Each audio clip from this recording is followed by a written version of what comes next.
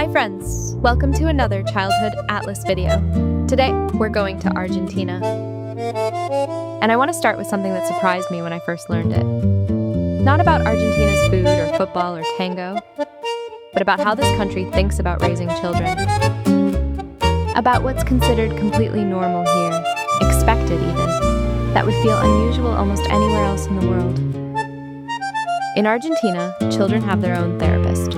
Not because something is wrong, not because there's a crisis, but because understanding your emotions is considered a basic part of being a well-raised child. Welcome to Argentina. Argentina is a country of extraordinary contrasts. Steamy subtropical jungle in the north, Patagonian ice fields in the south, cattle pampas stretching impossibly flat in between. Home to 46 million people, it's a nation shaped by waves of European immigration. Italian, Spanish, German, layered over indigenous roots thousands of years deep. To understand Argentine childhood, you need three words: familia, football, and sentimiento. Family, football, and feelings.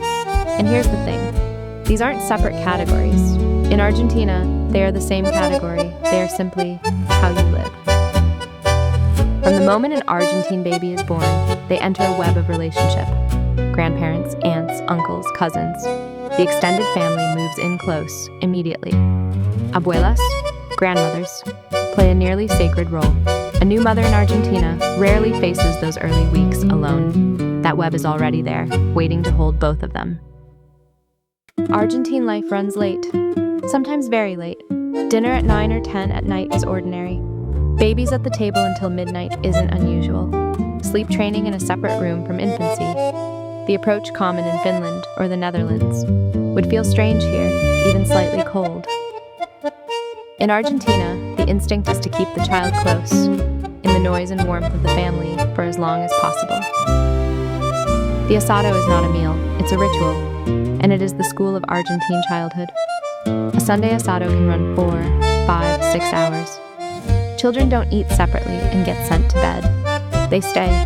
They hear the stories. They watch the arguments. They absorb the laughter, the politics, the gossip, the love. This is how Argentine children learn to be Argentine. In Brazil, episode 3, we talked about football as joy, as freedom, as the beach and the body. In Argentina, football carries something heavier. It carries loyalty. Which club you support is a core part of identity. Passed from parent to child like religion. You don't choose your club, you are born into it. And you support it through everything. Through bad seasons, through heartbreak, through decades of not winning. That's not devotion, that's aguante. We'll get there. The maté ritual begins young. A child's first sip, usually bitter, usually grimaced at, is a quiet rite of passage into the circle of adults. The gourd passes around the group in order. You don't skip anyone, you don't rush, you don't take more than your turn. It teaches patience, inclusion, and respect without a single word of instruction. Argentina's public education is free, from kindergarten all the way through university, even for international students. But the most beloved symbol of that system is a small thing, the guardapolvo, the white school smock worn by every child. Rich kid, poor kid, everyone wears the same white coat. The school is a leveling force. That's not an accident. That is a national value worn on the body every morning. Argentine schools operate on split shifts, morning shift and afternoon shift. Each runs about 4 hours. Compare that to South Korea, episode 2, where a school day can stretch to 10 hours of total study, or Japan, episode 5, where after-school clubs and cram schools keep children occupied until evening.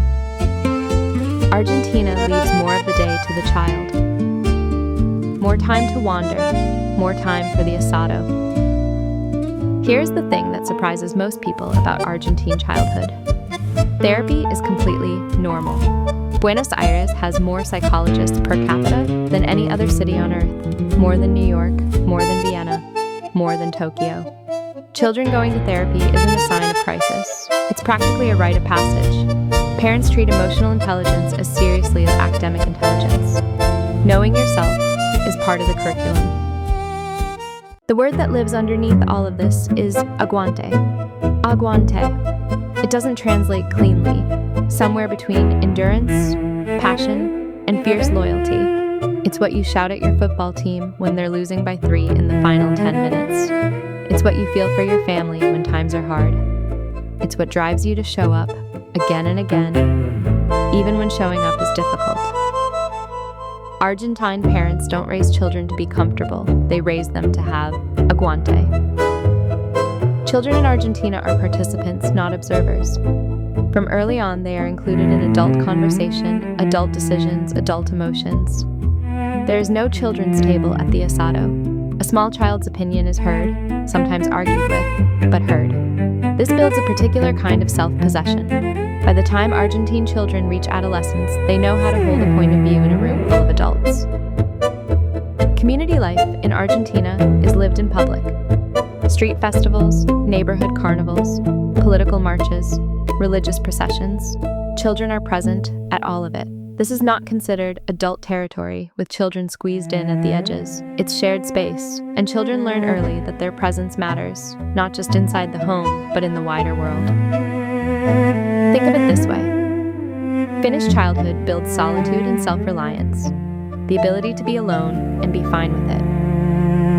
Japanese childhood builds harmony and discipline, the ability to move in perfect step with others. Argentine childhood builds something else, emotional fluency, the ability to feel everything at full volume, to argue with real passion, and to still pull everyone into an abrazo at the end of the night. Argentine parenting sits between two instincts, enormous warmth on one side and genuine expectation on the other. You are loved completely, and you are expected to show up. You contribute to the family.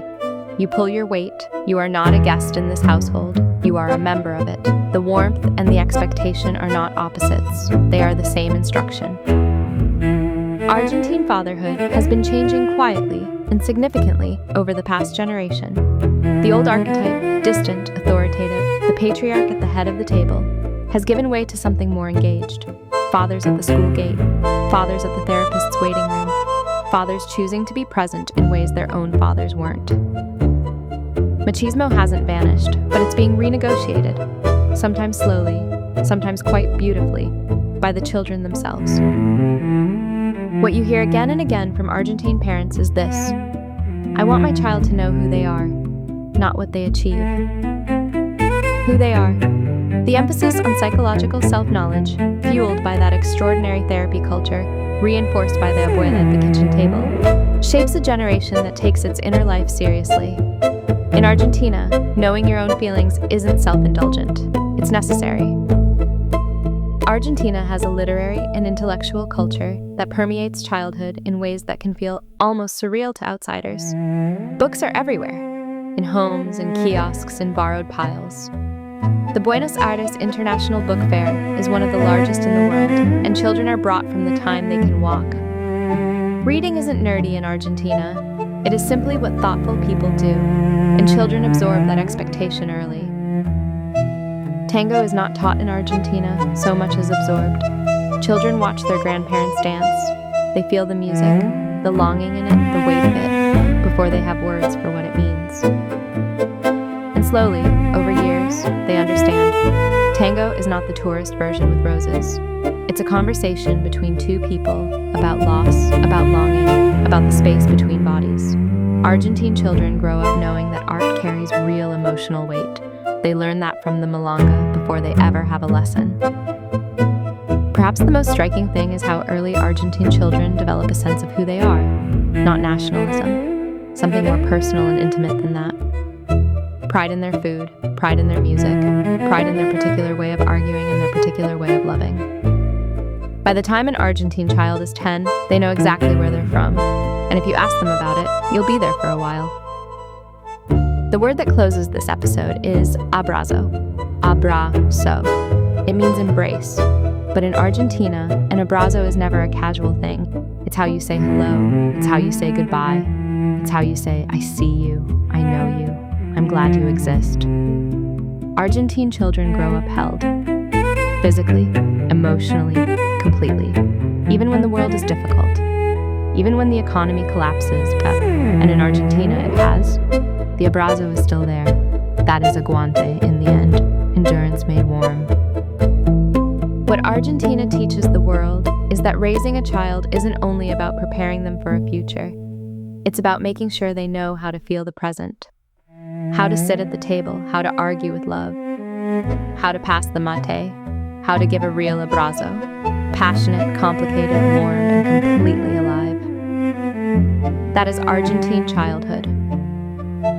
I want to hear from you. Did anything in Argentina's approach to childhood resonate with your own experience? Or did something genuinely surprise you? Tell me in the comments. And if you grew up Argentine, I especially want to know what I got right and what I missed. Next time on Childhood Atlas, we're heading to China, the most populous country on Earth, one of the oldest continuous civilizations in human history, and a childhood being transformed in real time by pressure, policy, and profound change. I cannot wait to take you there. See you soon.